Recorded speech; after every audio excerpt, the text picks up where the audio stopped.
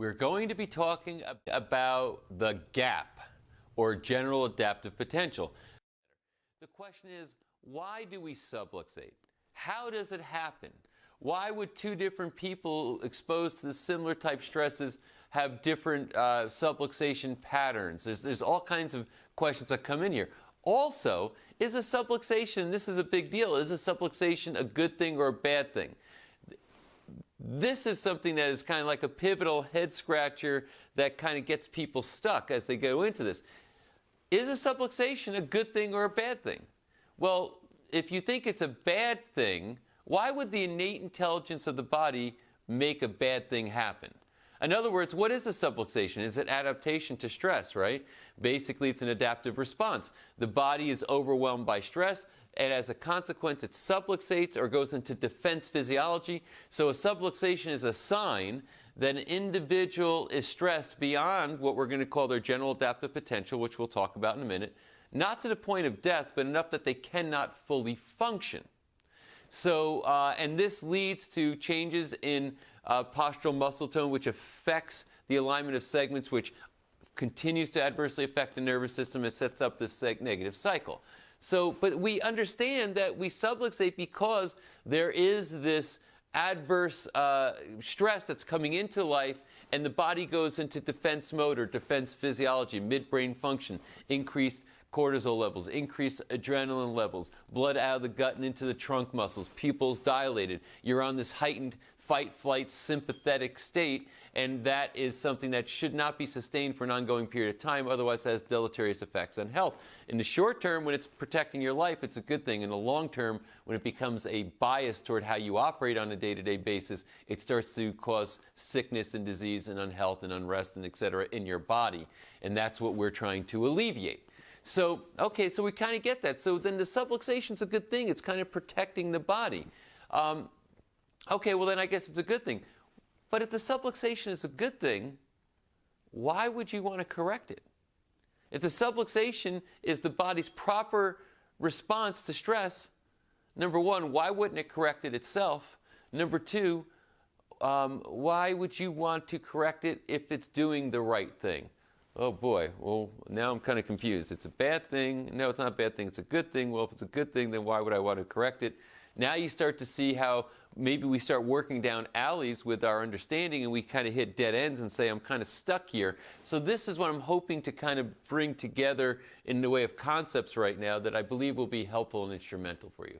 So let's talk a little bit further about some of working some of this through. So the analogy that I give, and I gave this on one or two of the open office hours along the way, but I'll repeat it here, is that think of your nervous system like a circuit breaker. And as a matter of fact, as we were setting up for this particular shoot, we have a bunch of lights around us and so on, and we put too many of them on the same circuit. And what happened? The circuit tripped. How does that work? So if you think of the house having an electrical system, it's similar to, let's give it an analogy at least, of a nervous system. It's not a perfect analogy, but it suffices. So it is the electrical system of the house is kind of like the nervous system of the house. It's carrying the power to all the different parts of the house that utilize and need that power to function. Now what happens? If you get a surge of stress into a circuit, a particular circuit, what happens at the breaker box? Well, the circuit trips, or breaker trips. Now, is that a good thing or a bad thing? Well, there's a couple of contexts here. It's a bad thing, or well, let's start with a good thing. It's a good thing because if the circuit didn't trip, it would cause a fire in the house, meaning there'd be so much stress in the circuit, and the circuit couldn't shut itself down as a protective mechanism. What would happen? It would catch fire, and then the whole house would burn down. So instead, the circuit decides to defend the house. It goes into defense mode, saying, I will shut myself down, compromise the function of the total system in an effort to save the system from totally failing or totally burning down. So in that case, it's a good thing. However, if that circuit goes to, let's say, the refrigerator, what's going to happen? The food in the refrigerator is going to spoil. Is that a good thing or is that a bad thing? Well, It's a bad thing as far as the food in the refrigerator, but it's a good thing as far as the global needs of the house. So as we assess this, we should be recognizing that it's kind of a lesser evil. It's going into defense. You're protecting yourself against adverse circumstances.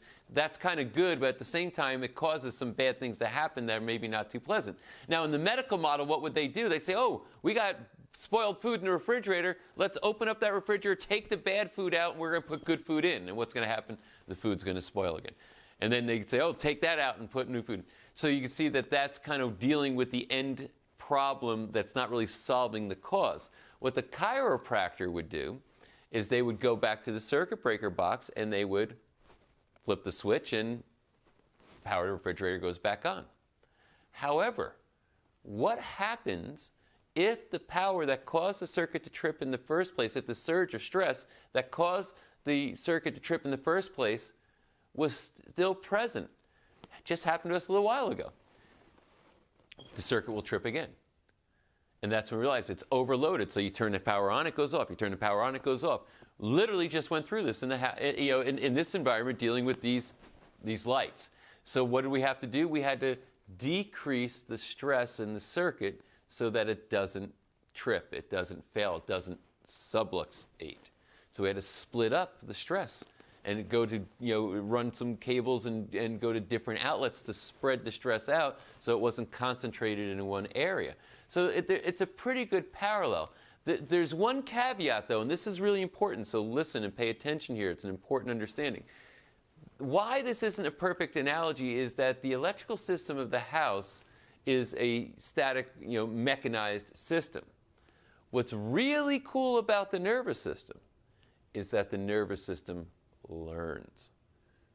Donnie Epstein made that point, and I thought it was profound. The nervous system learns, which means that as someone is proactively getting adjusted when they're not in defense mode, the nervous system can have emerging from it and unfolding from it increased strategies for more efficiency of function and basically upgrade itself. And as you're going through the upgrade, now you can actually improve the amount of stress and stress levels that you can manage through the day. And that's what all brings us back to this thing called GAP, General Adaptive Potential, or GAP for short. So what is the GAP and why is the GAP important? We need to understand the nature of stress, and something that we have to understand also, because some people say, well, the body is so great and so self-healing, chiropractic textbook, in the 33 principles, there's a discussion around what is referred to as the limitation of matter. Why is that an important conversation? Why is that an important discussion? Because even though the body is self-healing and self-regulating, what didn't we say? We didn't say the body was perfectly self-healing and perfectly self-regulating, or we didn't say that the body has unlimited ability to self-heal and self-regulate. There's a limitation to what the body can adapt to. And that limitation varies from individual to individual, and quite frankly, it's based upon the GAP, the general adaptive potential. But the examples I give are this. Let's look at stress and the limitations of matter. If I take a human being and put them in front of me, and I take a shotgun and I put it to their head and pull the trigger, if that person is theoretically unsubluxated, and I still blow their head off, they're going to die. I don't care how unsubluxated you are. If you are stressed to a point where your head's blown off, you are not going to survive it. Now, okay, that's extreme. Let's say it's not, you get your head blown off. Let's say that it's the middle of winter, I put you up into the Rocky Mountains at high altitude, I strip you naked, and you're out there overnight, and you're supposed to survive the night exposed to those horrible elements. Is that going to kill you instantly like the shotgun blast? No. Is it going to kill you in 5 minutes? No, probably not. But over the period of the evening, are you going to die at some point? And the answer is yes. You're not going to be able to adapt to the exposure of those elements over a protracted period of time. The stress of that will overwhelm your body. Even if you were unsubluxated when you started, as your body's trying to adapt to that stress, what's going to happen is you're going to start to subluxate, you're going to start going to defense physiology, and you're going to start little by little shutting down the varying systems of the body, trying to protect the core, and at some point in time, you're going to likely die. Okay, so let's say that it's not a shotgun blast ahead. Let's say it's not being put on a mountain naked in cold weather overnight. Let's say it's McDonald's 3 times a week, bad food. Let's say it's an unhealthy relationship you're involved in. Let's say that it's a job that you hate. Is that going to kill you instantly? No. Is that going to kill you overnight? No. But over some period of time, will that stress kill you? The answer is yes.